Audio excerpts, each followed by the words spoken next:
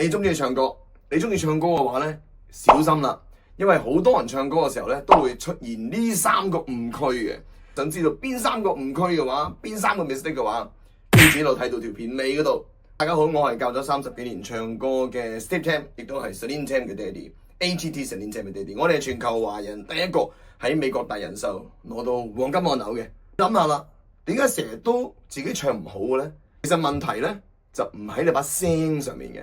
因為我成日都話啦，咩聲都唱到歌嘅嚇，只要你唔係啞得噶啦，好嘛？第一個啦，就肯定係用喉嚨唱歌啦，係咪？OK，譬如唱我哋嗰首咩啦，我哋唱You Raise Me Up，You Raise Me Up， 係咪啊？喉嚨出咪唔靚咯 ，OK， 咁樣咁喉嚨出嘅話咧，就喺呢度出啦。咁你喉嚨咧，我成日都講個 friction 太多嘅話，因為你啲氣咧。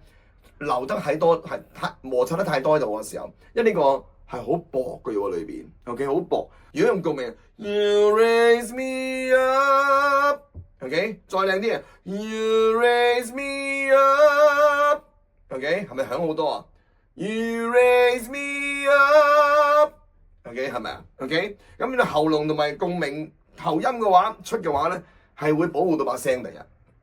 第二咧喺頭度出咁，梗係頭嘅會響亮好多啦，同個喉嚨比較之下係咪啊？咁所以咧，我哋避免用喉嚨唱歌。咁頭先我講咗，原來我已經講咗第二個誤區咯喎。咁我哋一定要用丹田氣嚟唱歌嘅。我哋用氣嚟唱歌啦，第一 OK。咁我哋嘅氣用肺走出嚟，即係好似阿 Selina 叫小巨肺咁樣。所以咧，我哋用多啲丹田。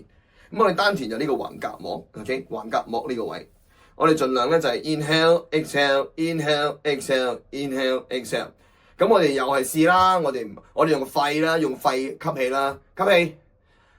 You raise me up，OK 明唔明白 ？OK 肺咧係個內臟嚟噶嘛，你唔可以逼個內臟要爆肺喎 ，OK？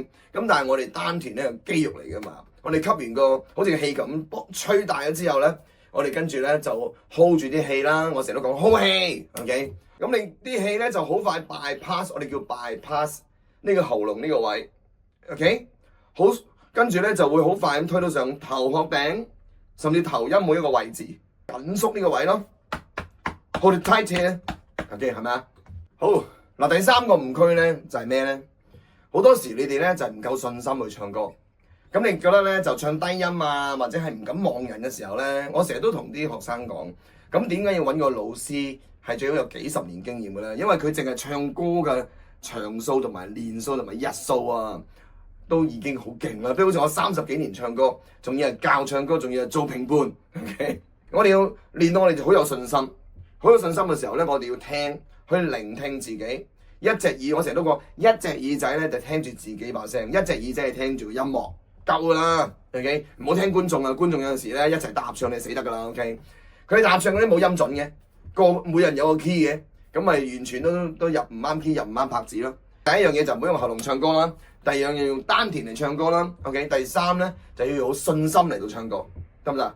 你有信心嘅時候，因為你練習咗啦，你就自然有信心去話俾觀眾聽，我同埋我嘅導師們好樂意陪伴你哋嘅歌唱快樂成長，繼續唱歌，唔好俾佢停啊！下次再見，拜拜，身體健康。